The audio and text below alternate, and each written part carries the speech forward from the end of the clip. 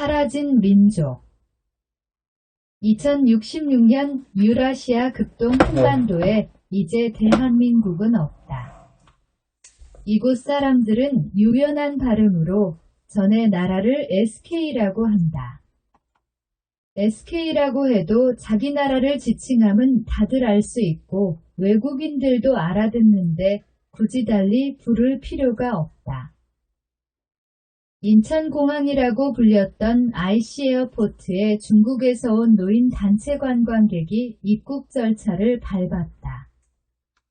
30명가량의 그들은 부부 혹은 3, 4, 5 친구들끼리 담소하며 걸어 들어왔다. 그들 중 한 노파가 두드러졌다. 출입국 사무소에서 보인 신분증에 따르면 노파의 이름은 허배산 지역은 강소석 나이는 2066년에서 출생연도 1990을 빼면 76세였다. 모자를 더한 은회색 양장이 젊은 여성처럼 정갈해 보이고 얼굴은 잘생긴 남자를 방불하는 준비한 윤곽이었다. 간혹 오는 길에 알게 된 여행 동료와 간단한 말은 주고받아도 인해 돌아서서 시종 진지한 표정으로 꼿꼿이 혼자 걷는 것이었다. 그들을 안내하는 여행사 직원이 일행 모두를 버스에 오르도록 했다. 허배산 노파도 자리에 앉았다. 버스 정원보다 인원이 적어서 뒤쪽 자리로 가서 혼자 창가에 앉을 수 있었다.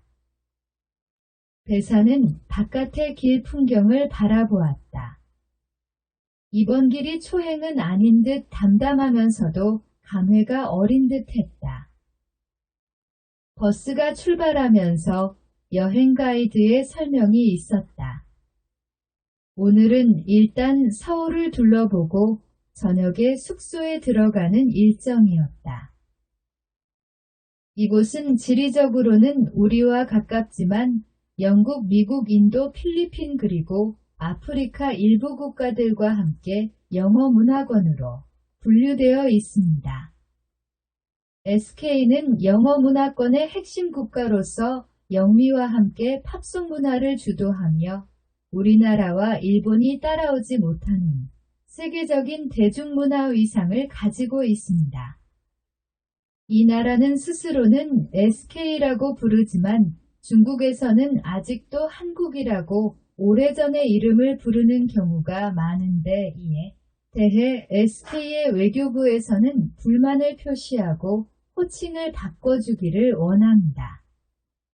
그래서 우리도 공식적으로는 SK로 부르기로 했지만 오랫동안의 버릇 때문에 좀처럼 바뀌지 않는 것입니다. 이곳은 배산으로서도 젊을 때부터 관심을 두고 관련 활동을 해온 이웃나라이지만 이제는 너무나도 다른 곳이다.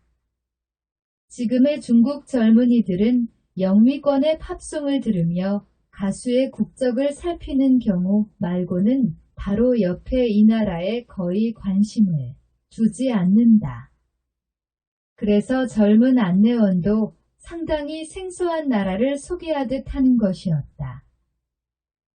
수년 전까지도 국가정보국의 공무원이었던 배사는 업무로 가끔 방문하면서 이 나라의 풍물이 급격히 변화하는 것을 보아왔지만 그때마다 며칠 만에 귀국해야 했기에 이 나라의 현장 조사는 그리 깊이 한 적이 없었다. 사실 이웃나라의 사정을 걱정하는 것보다는 정보국요원으로서 자기 나라의 당면 과제가 중요했기에 그다지 관심을 두지 않았다고 할 수 있었다.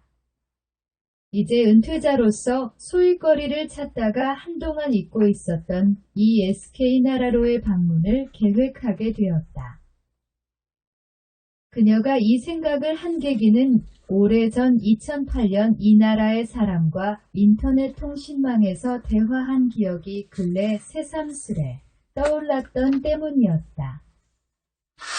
대학 초년의 겨울방학의 배사는 인터넷 국제대화방을 사용하다가 한국의 한 중년 남자의 대화를 걸었다. 한창 세상을 향한 호기심이 강할 즈음에 바다 건너 이웃나라의 사람은 어떤 생각을 하고 살아가는지 궁금했고 마침 문인으로 보이는 그의 글에 끌리게 되었다. 당신의 시는 한자가 있어서 대강의 뜻을 알아볼 수 있었어요. 배산의 말에 그 남자는 놀라운 듯 감탄사를 보내며 반가워했다. 사실 한국의 다른 문인들은 국가정책상 거의 지금 한자를 사용하지 않죠. 그는 자기의 경우가 특별하다는 것을 고백했다. 왜 그런가요? 한국은 2000년 넘게 한문을 사용했던 나라가 아닌가요? 문인들이 표현의 자유를 주장하며 항의하지는 않나요? 날 때부터 묶여 자란 개는 자기가 자유롭지 못한 것을 알지 못하죠. 한국은 문인 등단 때부터 한글만 사용하도록 훈련시키니까 그렇게 자란 문인들은 불편할 것이 없어요. 한글은 한국만의 문자이니까 한국을 나타내기 위해서 정부가 그렇게 강제하는 것인가 보네요. 이웃과 다름이 나라의 독립을 보장하지는 않죠. 중국에도 한자를 쓰지 않는 소수민족들이 있잖아요. 민족의 독립은 인류 최상의 문명을 함께하는 것에 달려있지 민족문화의 개성이 아닌데 이것을 사람들한테 이해시키기가 어려워요. 한글은 조선시대의 학문을 배우지 않는 하류층을 위한 글자였지요. 지식층은 보조적으로 사용했을 뿐 주된 지식교환수단은 한자였지요. 중국에서 송나라가 망하고 몽고족이 발흥하여 중국을 지배했듯이 한국에서 근세조선이 망하고 일제를 거쳐 계층이 뒤집어지니까 한자를 사용 않던 족속이 한국을 지배하고 있는 것이지요. 중국 원나라 시절 몽고 문자가 궁중의 문자였듯이 이제 한국에서는 한글이 공식 문자이지요. 한국은 단일민족 국가 아닌가요? 중국에도 한나라의 백성이었던 한족과 그 이후 합류한 여러 소수민족이 있듯이 한국도 신라와 고려에서 한자 문화를 이어온 정통의 한반도 민족과 근세조선 들어 합류한 여진족, 토착외고 등의 소수민족이 함께 살고 있는 곳이죠.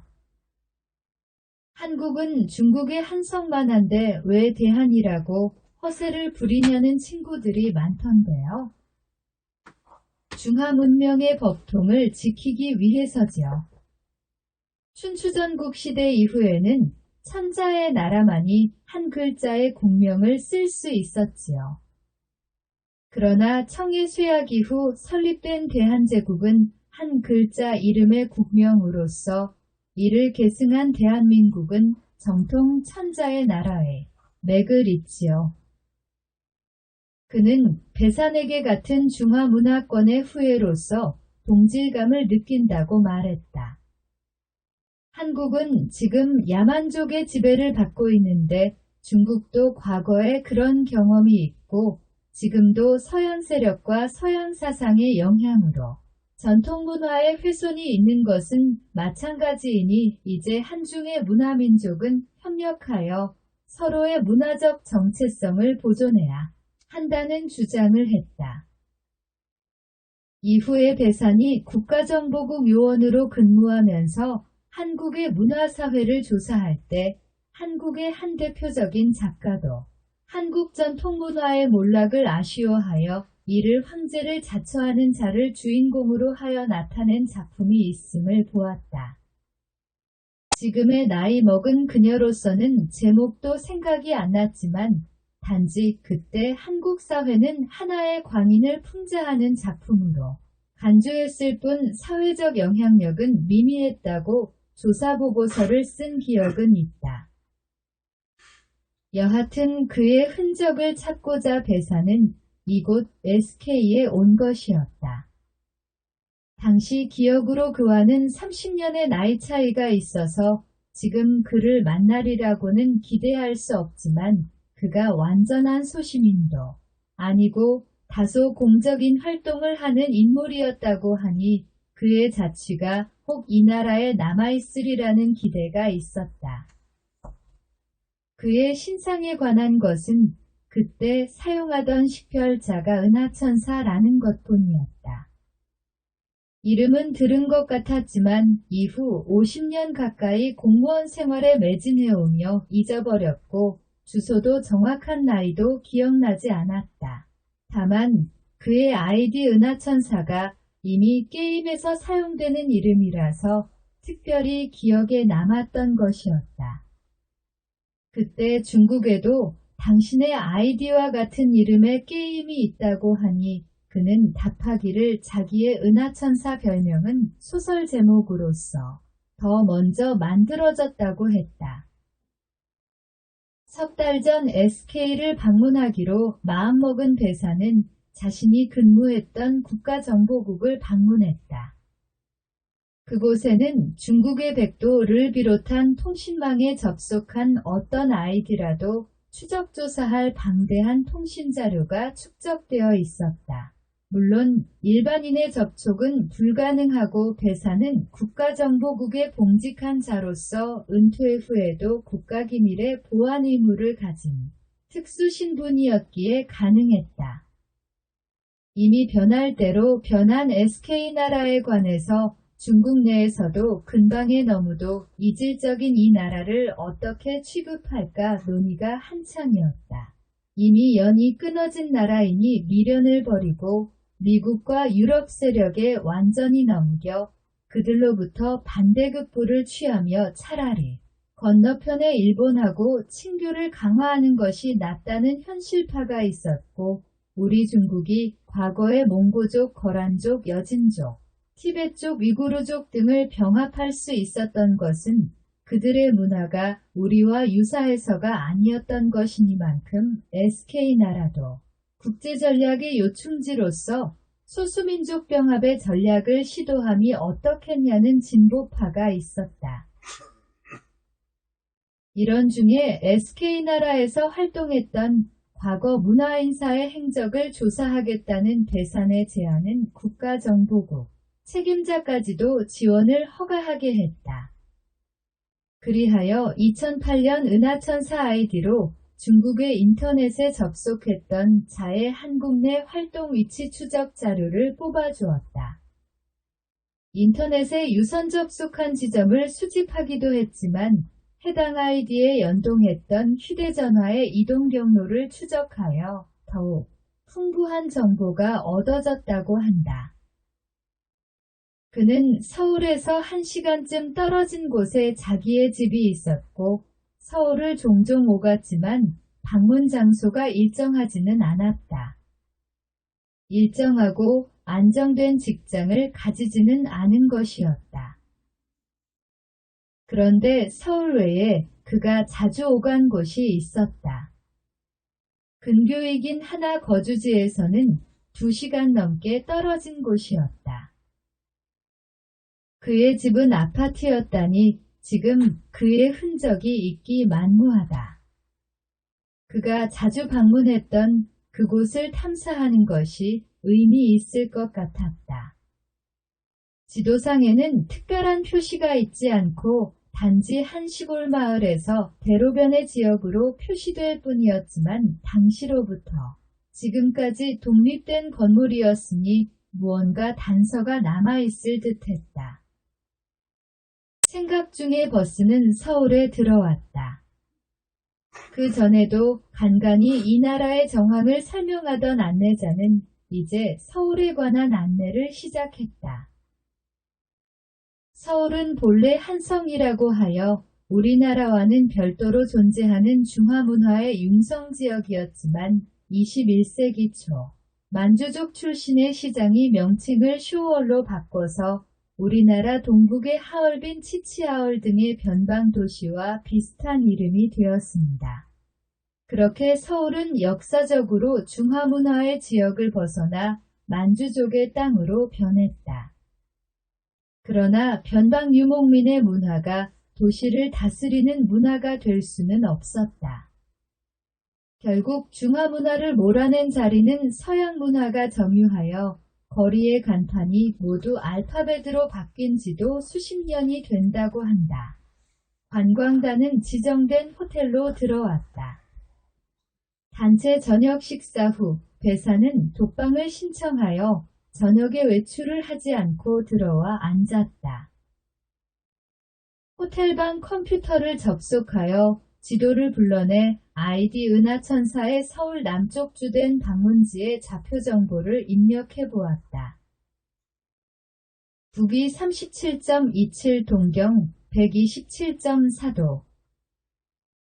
해당 지역의 영상을 보니 소나무와 잡초가 무성한 중에 폐허가 된 단층 혹은 복층에 새 건물이 있을 뿐이었다. 다음날 아침 관광단이 다시 안내원을 따라 관광지로 출발을 하는데 배사는 숙소에 남아있겠다고 청했다. 혼자 남은 배사는 이곳에 유학생 자격으로 온 정보국 견수교원과 약속 시간에 호텔 앞에서 만나기로 되어 있었다. 배사는 호텔의 앞문으로 나왔다. 기다리던 사양의 차가 택시 승차장으로 들어왔다. 배사는 확인하고 승차했다. 어디로 모실까요? 안경 쓴 평범한 대학생처럼 보이는 견수교원은 대선배인 배산에게 정중히 물었다. 국가정보국에서 SK사정의 밝은 조선족 출신 견수교원을 연결시켜 주었으니 서비스는 믿을 만한 것이었다. 이 좌표로 데려다 줘요. 배사는 위도와 경도가 적힌 쪽지를 건넸다. 색다른 행선지 표시에 갸우뚱하던 운전자는 차내 도로장치를 살펴보다가 좌표 추적 메뉴를 찾아내 설정하고는 출발했다. 차는 이내 고속도로에 진입했다. 좌표로 지정된 곳은 고속도로 출구에서 가까운 곳이어서 찾아가기는 쉬웠다. 고속도로를 나와서 그 지점 쪽으로 조금 더 가보니 대로 옆에 움푹분지로 파인 마을이 있었다. 저 곳일까요? 운전자가 물었다. 몰라요. 정해진 좌표 지점으로만 데려다 주세요. 차가 샛길로 내려가 보니 이내 좌표를 지나왔던 것이었다. 저쪽 오르막길 위로군요. 운전자는 왼쪽으로 돌아보았다. 올라가서 목표점의 좌표에 정확히 차를 세우니 주위에는 소나무 아래 잡초가 우거진 중에 건물들이 있었다. 배산이 이곳을 둘러보는 듯하자 어디선가 나타난 관리인으로 보이는 60대쯤의 남자가 다가왔다. 땅 좀 보시러 왔습니까? 정갈한 옷차림의 노파가 폐허의 집터를 둘러보고 있으니 관리인은 그렇게 간주하는 것이었다. 이곳이 무엇을 했던 곳인지 알고 싶어서요. 배사는 한국말을 할 줄 알았지만 억양이 부자연스러워 관리인은 의외의 표정을 지었다. 복부인이라면 언변이 좋은 것이 일반적인데 이런 어눌한 노파와 어떻게 거래 상담을 할 것인가. 그러자 옆에서 보고 있었던 운전자가 나섰다. 이분은 중국에서 온 분입니다. 자세한 상담은 저를 통해 전달해 주십시오. 그런가요? 하지만 난 이 땅에서 전에 뭐 했는지는 모르겠고 땅 사려는 사람이 있으면 연락하라는 지시만 받아두고 있네요. 일단 이곳을 살펴볼 생각이신 것 같습니다. 운전자는 오면서 배산과 간간히 나눈 몇 마디로 그녀의 일을 짐작했다. 그러면 알겠소. 관리인은 명함을 건네고 집터에서 내려가 사라졌다. 집터좌표의 정확한 중앙 지점에서 올려보니 주위에 세 건물이 있었다. 왼쪽은 기다란 2층 건물이 있고 오른쪽 아래에도 2층 건물이 있었다. 맞은편 높은 곳에는 단층 건물이 있는데 높은 곳에 있어서 오히려 이곳의 주건물 같았다. 하지만 쇠락의 정도는 가장 두드러져서 앞이 훤히 뚫려 있었다. 아마도 유리로 벽이 있었는데 깨어진 듯 했다. 조금 올라가 보니 그 건물 앞은 지탕이 있었던 듯 땅이 움푹 꺼져 있었다. 과연 깨진 유리창의 흔적을 지나 그대로 건물 마루에 들어갈 수 있었다. 타원형의 큰 탁자가 있고 의자들이 둘러 있었지만 근래 아무도 앉아보지 않은 듯 먼지와 나뭇잎이 마루바닥과 탁자 의자, 곳곳에 균일하게 쌓여 있었다. 이곳이 어떤 곳이었는지 아시나요? 대산이 묻자. 글쎄요. 저도 좌표만 따라왔지 어떤 곳인지는 모르는데요. 책이 상당히 많이 있는 것을 보니 지식인이나 작가의 서재인 것 같고 여기 딸린 집터도 넓은 것을 보면 과거에 유력한 인사의 집이었던 것 같은데 왜 이 지경이 되어 있는지 이상하네요. 운전자는 낸들 알겠느냐는 표정을 하다가는 서재를 더 둘러보고 나서 약간 짐작이 된다는 듯 고개를 끄덕였다. 이곳의 주인은 글을 쓴다는 사람이었던 것 같아요.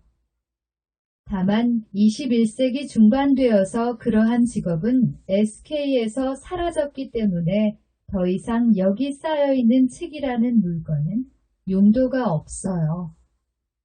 수거해봤자 처리비도 안 빠지니 모두들 관심을 두지 않고 있죠. 그래도 쓸모가 있을 건데 대사는 벽과 바닥에 있는 책들을 하나하나 살펴보았다. 알고 있는 저자의 저서들도 있었다. 국가정보국에서는 한국의 여러 정보들 중에 특히 한국의 소설을 중점적으로 관리했다. 한 나라의 백성을 바꾸려면 그 나라의 소설을 바꿔야 한다는 본국 출신 사상가 량계초의 말대로 한국 즉 SK나라의 소설은 한국을 어떻게 다루는가에 있어서 중요한 정보였다. 이 나라에서 글쓰기가 단절된 과정을 배산이 짐작할 수 없는 것은 아니었다. 21세기 초부터 이 나라는 문화의 국가적 특화가 되어 있어서 팝송과 영화만을 생산하고 문학은 생산하지 않게 되었다. 공용어가 영어인 만큼 간혹 나타나는 문학지망생들은 영어로 작품을 쓰려고 했지만 아무리 학교에서 영어를 많이 배워도 문학작품은 생각처럼 영어로 잘 써지지가 않았다. 일상어는 여전히 한국어로 하고 있으니 영어는 어디까지나 학습의 대상이지 한국인이 의미의 전달 그 이상의 목적으로 미문을 창조할 재료는 되지 못했다. 철저한 영어 교육으로 국민 다수가 영어 작문은 가능해졌지만 일부러 즐겨 읽을 만한 영어 문장의 작성은 불가능한 것이었다. 소수의 특권층 자녀들이 미국 생활 등으로 원어민 수준의 영어를 구사한다 해도 그들 중에 문학인의 운명을 가진 자가 포함되기는 어려웠다. 문학인은 널리 씨를 뿌려 자란 이삭 중에 나타나면 거두는 것이지 싹이 나서부터 비료를 덮어 쓴다고 길러지는 것이 아니기 때문이었다. 이미 한자가 사라진 한국어 어휘의 뜻은 모호해져서 한국어 문장을 책임감 있게 정확히 구사하는 자는 없어졌다. 글을 짓고 기록하는 부류 자체가 소멸에 이르게 되었다. 민중 간의 대화가 되었든 유명한 공인의 대중 연설이 되었든 청자는 대강의 정황적 의미 파악으로 화자와 교회했다. 모든 중요한 발표문에는 영어 문장이 정확한 뜻을 나타내기 위하여 덧붙여졌다. 아무리 봉건국가의 상류층은 민중이 지식을 공유하기를 원치 않는다지만 2차 대전 후 100년이 되도록 과연 한국은 이 방향이 전해의 이익을 가져오기에 이러한 외길을 가야만 했을까? 그것은 전쟁 후 일본이 미국과 약속한 패전국으로서의 의무인 한자폐지를 성실히 이행하지 않으니 역시 패전국. 대일본 제국의 일부인 한국이라도 대신에 승전국의 요구를 성실히 들어주어야 하는 것이었다.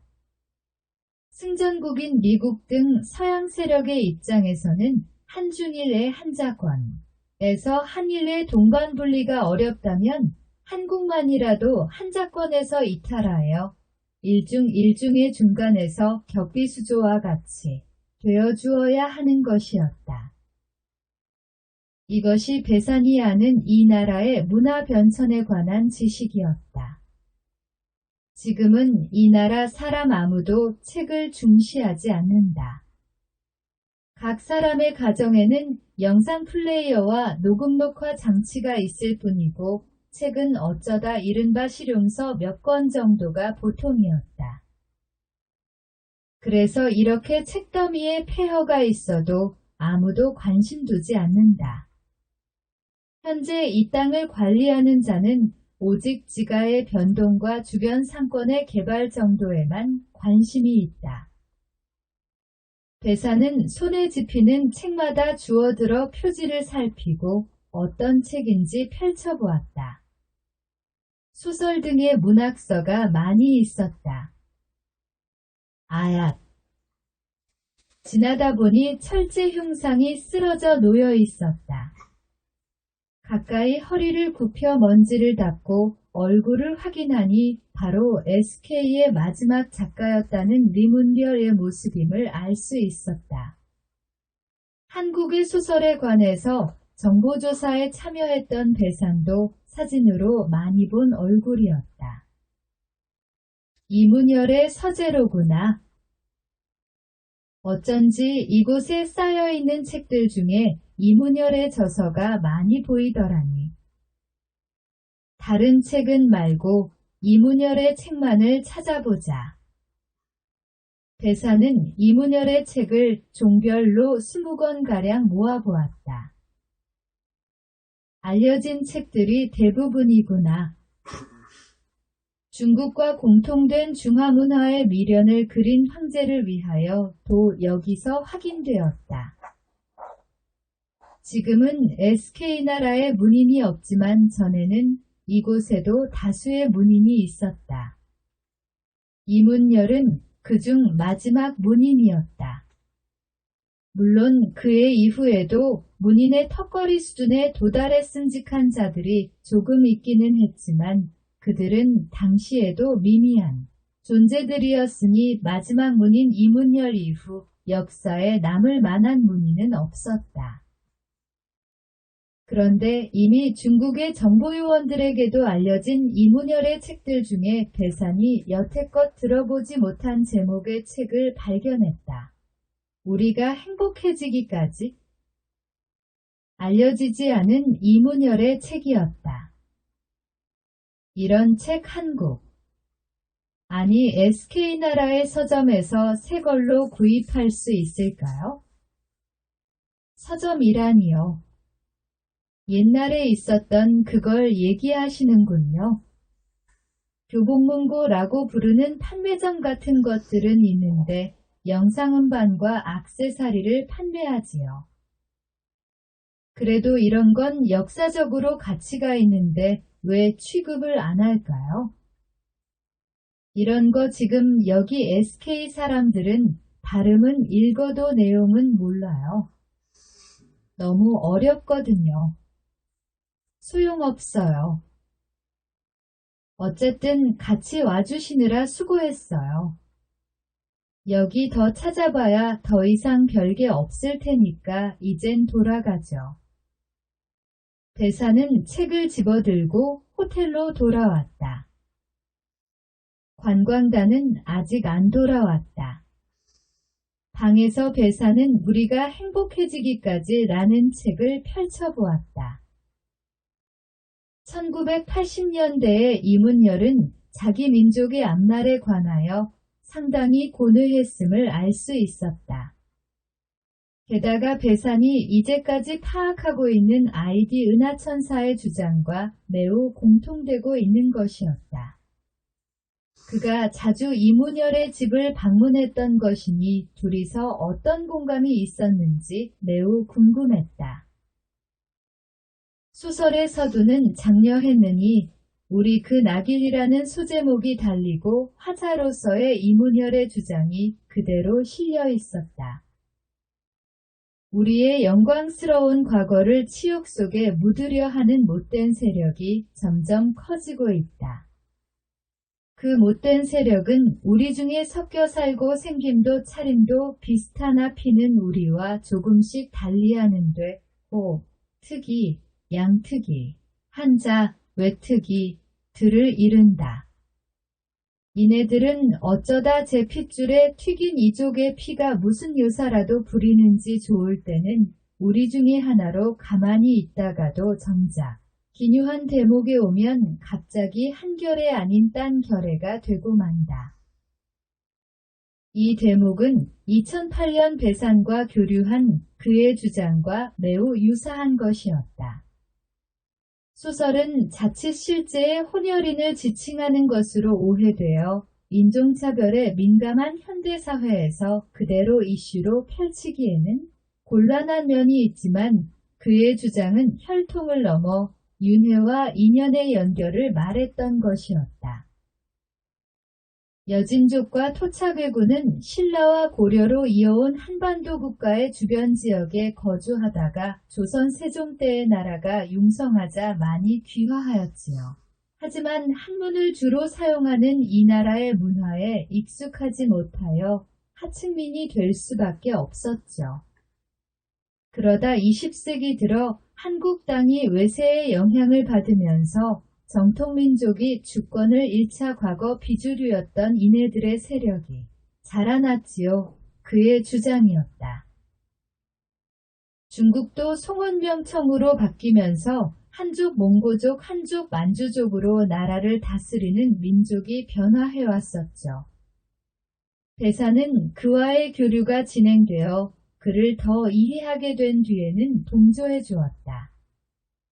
역사적으로 중화문명을 공유한 한국이 정체성을 회복하여 함께 발전하는 것이 좋겠다는 동지의식도 있었다. 그렇죠. 비록 한족이 문화민족이었지만 통치계층의 좋지 않은 업보가 쌓임으로 인해 몰락하고 나라 안과 주변에서 이제까지 무지한 하층계급으로 있었던 소수민족이 발흥하여 권력을 얻곤 했지요. 업보 순환의 원리로 보면 자연스러운 일이죠. 그러면 지금 한국도 중국 역사와 같이 국가 내 민족 세력 간의 권력 교대를 하고 있다고 보면 되겠네요. 그런데 여진족과 토착외국 후의 세력들은 대한민국을 각기 전해들의 연고지역에 가깝게 대륙에 붙이느냐 혹은 해양에 붙이느냐로 싸우는 것이죠. 만약 상대편 쪽이 원하는 대로 이 나라가 가까워지면 자기 쪽은 세력이 위축될 것이니 이들 간에는 어떠한 타협도 불가능해요. 100년 전 한국이 전쟁터가 되었던 청일전쟁의 양상이 재현된 것이지요. 그때 그의 주장에 이문열 소설의 권위를 빌리면 한결 설득력이 있었을 것인데 당시 그는 이문열과 교류했음에도 불구하고 그 소설을 알지 못했던 것 같았다. 소설에서의 호, 특이, 외특이, 양특이가 각각 그가 말하는 여진족, 토착외국 서양 세력을 풍자한 것이라고 평론을 발표하면 자신의 주장이 일개 소외된 논객의 기회가 아니었음을 입증할 수 있었고 사회적 반향을 일으켜 한국 민족의 쇠락도 막을 수 있었지 않았을까? 그는 혼자 외롭게 주장하다 이윽고 묻혀갔을 것이었다. 이문열의 소설은 그 다음 25년 전쟁사라는 단원으로 이어지고 있었다. 그 요지는 다음과 같았다. 마지막 황제의 분사 후 한국민족 지도 세력은 광복군이 되어 남로군은 이어도 북로군은 장백산으로 분산 주둔한다. 북로군은 만주에서 일본군을 혼란에 빠뜨리고 전투하여 큰 타격을 주었는데 청산리 싸움이라 불렸다. 남로군은 거북선 2척을 포함한 소규모 해군력으로 이순신 장군의 전술대로 일본 해군을 다도해로 유인하여 괴멸하고 승리한다. 일본이 중국과 전쟁하자 북로군과 남로군은 본토에 진공하여 지리산과 청천강에서 일본군을 격파해 서울을 제외한 모든 지역을 되찾았다. 일본군이 서울의 민간인을 인질로 사문이 포위만 하고 대치하던 중 일본이 연합군에 항복하자 나라를 되찾았다. 이렇게 한국이 자력으로 독립한 것임을 주장한 소설은 세 번째로 장군과 박사라는 장으로 넘어가고 있었다. 소설에서는 현실 사회 한국의 정황을 어떤 뜬 소문으로 돌리고는 일본이 패망한 다음 한국이 남북으로 분단된 게 아니라 일본이 동서로 나뉘었는데 서쪽은 소련을 등에 업은 장군, 동쪽은 미국을 업은 박사가 있었다는 것이었다. 소설 속 일본의 정세는 현실 한국의 풍자였다.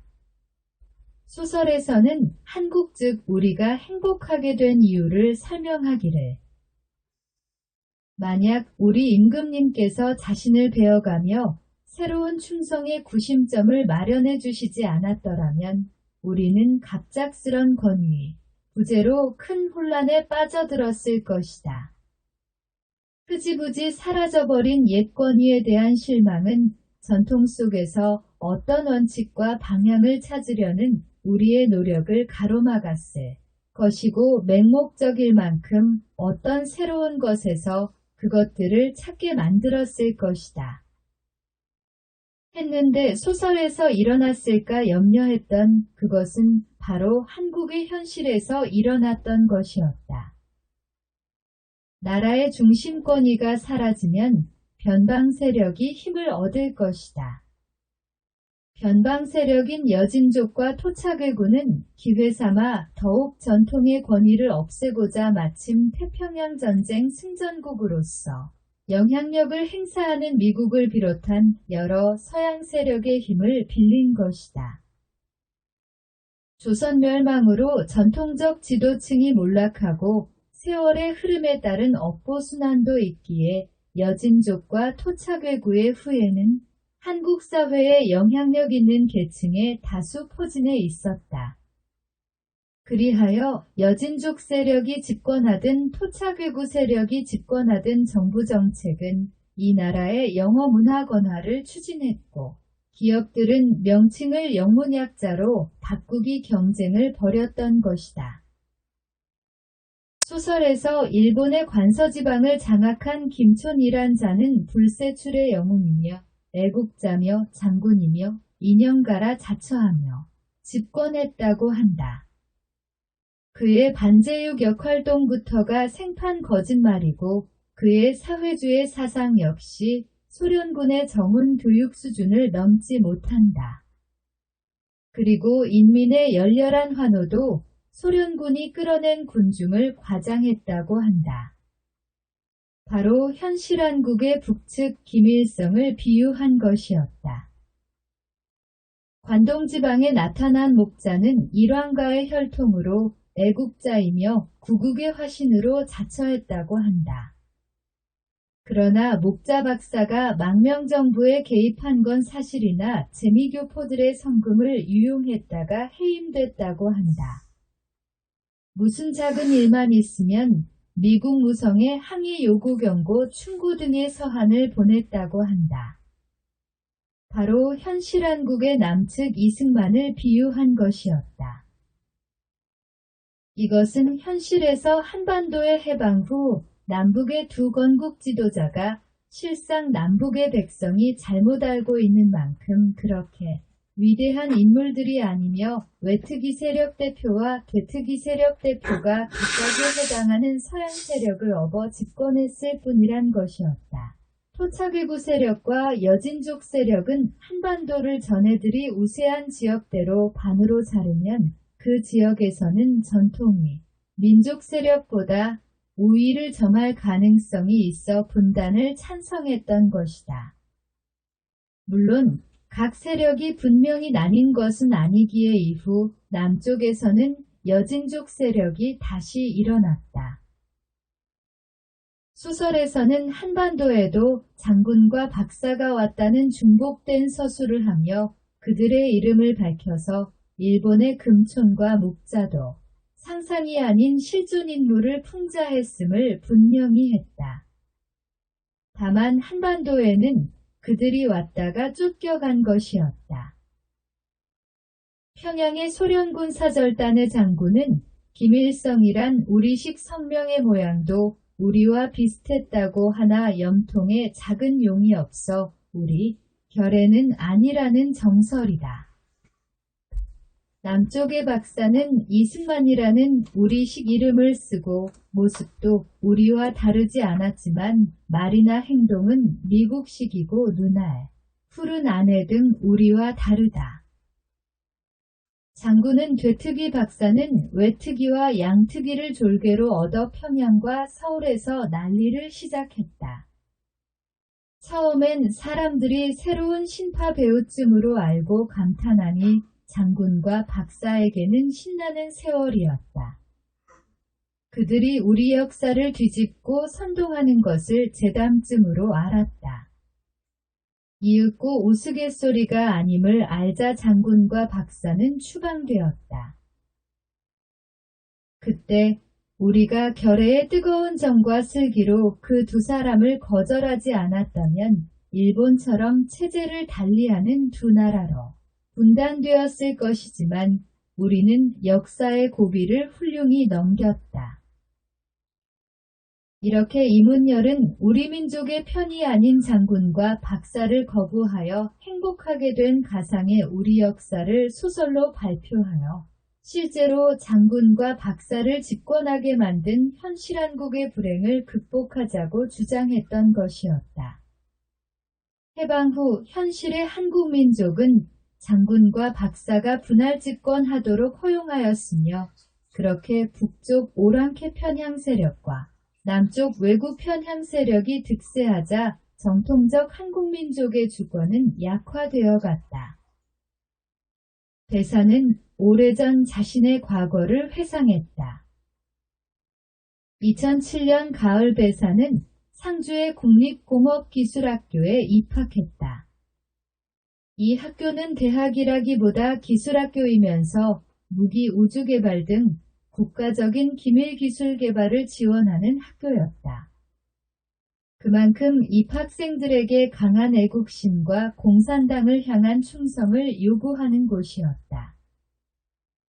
배산이 입학했을 때 지역 공산당으로부터 지시가 있었다.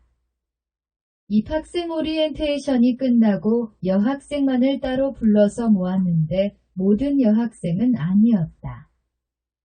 외모가 지나치게 수수한 학생, 장애인 티가 나는 학생, 사회생활을 하다 입학하여 나이가 너무 많은 학생 등은 제외하고서였다.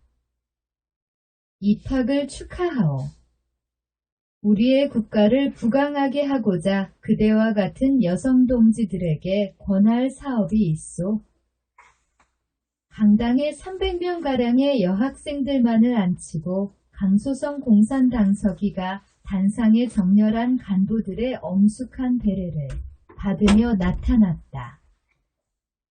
당서기는 분위기가 너무 경직하다 여겨졌는지 웃음을 짓고 나서 입학생 대표 올라와 보시오. 했다. 입학생 중 여성 수석 합격자가 교직원의 지적을 받고 단상에 올라왔다. 당석이는 손을 내밀어 악수했다. 그대들은 국가를 위하여 선발된 엘리트로서 이제부터 국가를 위하여 통신망 공작을 시작하면 좋겠는데 할 수 있겠나요? 아무것도 모르는 저희로서는 당의 기대에 따르려면 우선 배워야 한다고 생각되어집니다. 배워서 기여할 일은 천천히 하면 되는 것이고, 그대들은 비록 아직 지식과 경험이 축적되어 있지 않지만 인간 그 자체로서는 최상의 가치를 가지고 있소. 그대들의 현재 가진 재산을 국가를 위하여 사용할 길이 있소. 이 정도에서는 학생들도 당석이가 무슨 이야기를 하는지 대강 짐작할 만했다. 개중에는 무슨 기쁨조 같은 역할을 시키는 것이 아닌가 당혹해하는 학생들도 있었다. 그런 걱정을 하는 학생더러 다른 학생은 걱정 마라 수군대기도 했다. 예, 우리가 무슨 미모로 선발된 것도 아닌데 너무 앞서 생각하지 마. 왜 그래도 그런 거 하기 어려운 동학 애들은 많이 빠졌잖아. 걔들 일부 빠지고 남은 우리들이래야 뭐 평범한 수준이지. 다시 당석이의 발언이 이어지자 학생들은 조용해졌다.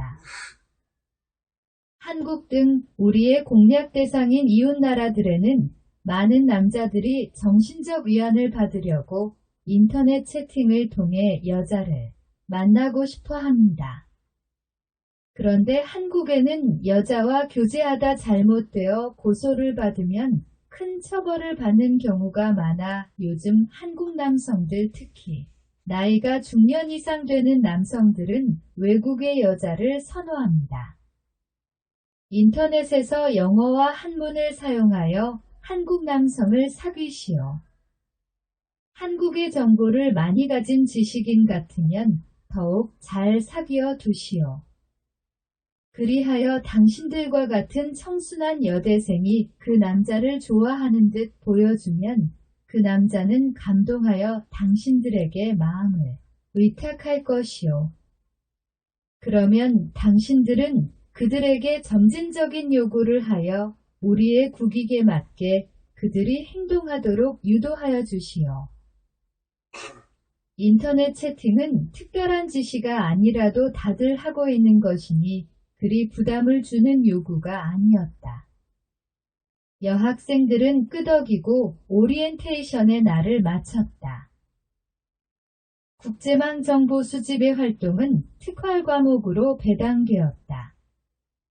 여학생은 인터넷 일선에서 세계의 지식인 남성들을 찾아 대화하고 남학생은 정보를 분석하거나 후방 지원을 해주면서 역할을 해나갔다.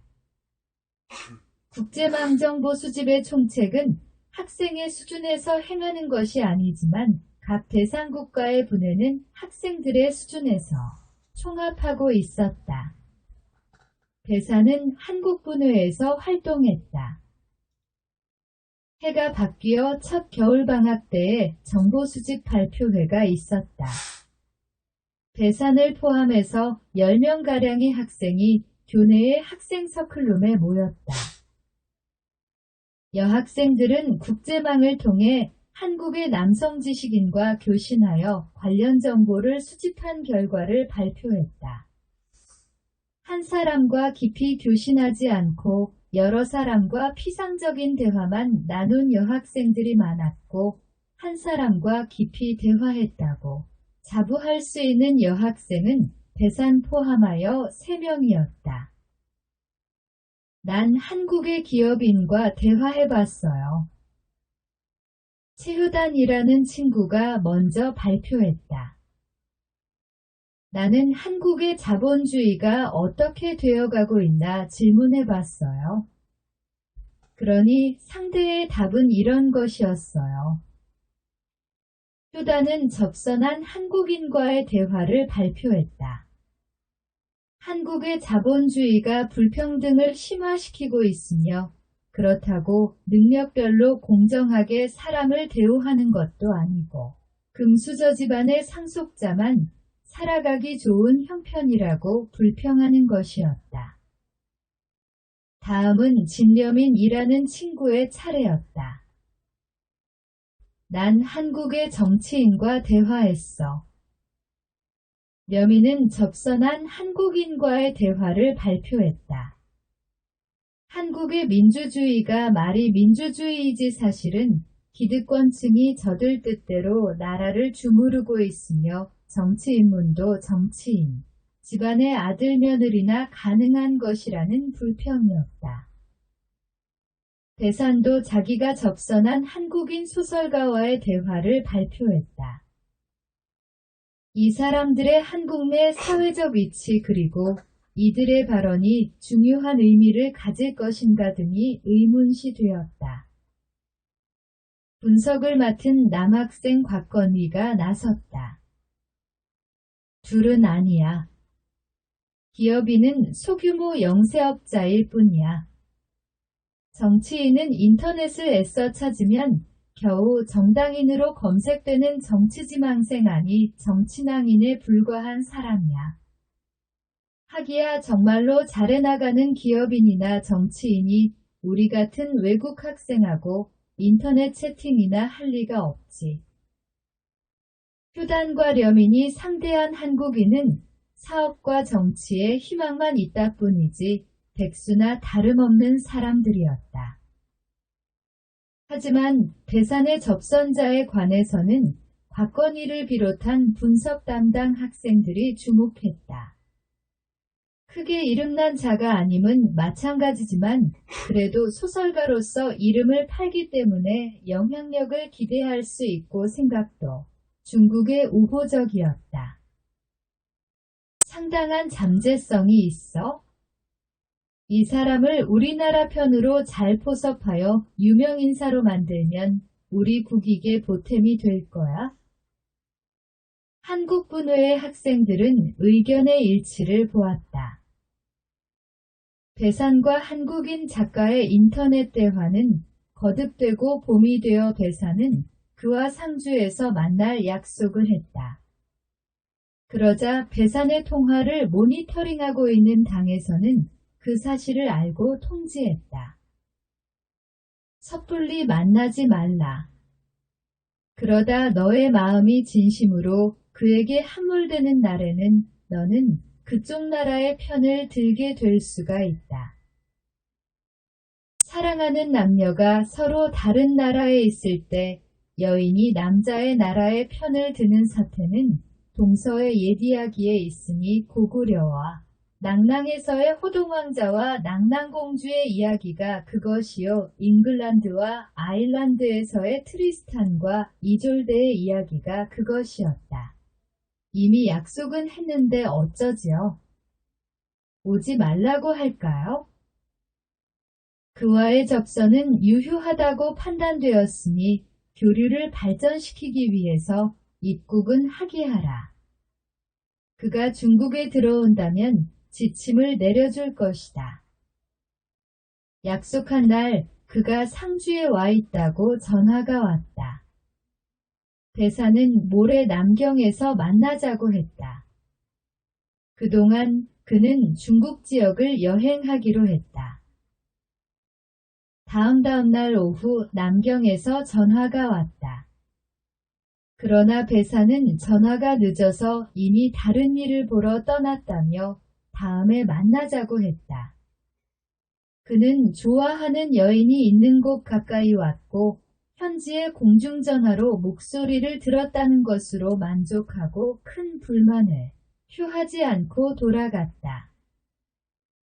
이후로도 공산당 청년위원회에서는 배산의 그와의 만남 스케줄을 관리하고 섣불리 진행되면 만류하곤 했다.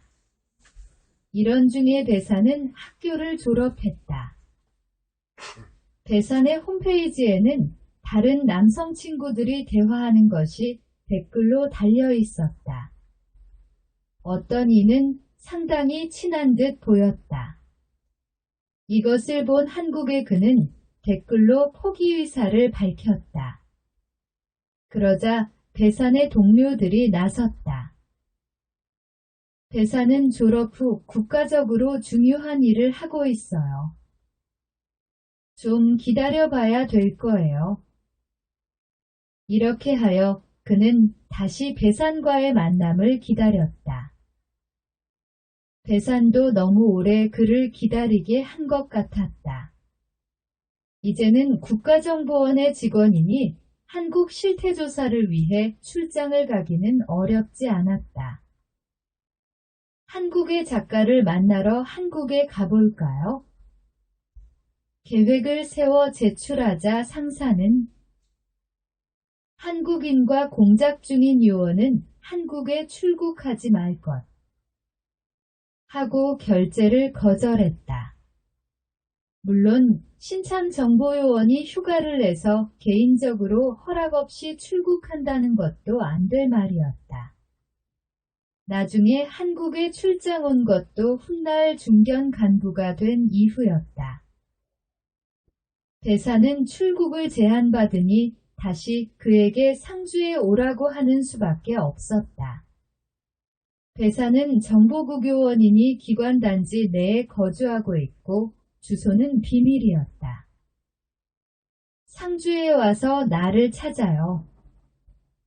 배사는 그에게 통보했다. 단지 며칠 왔다 가는 것이 아니라 그를 이곳 상주에 정착시켜야 한다. 그가 이곳에 자리를 잡으면 자기가 그 주소에 찾아갈 생각이었다. 인터넷 대화방으로 부동산업자를 그에게 연결해서 그가 상주에 오면 방을 알아봐 주겠다고도 전했다. 배사는 이러한 요구가 무리임을 짐작했다. 먼저 그 사람과 만나서 약속하고 이곳에 정착하게 하면 되지 않을까요?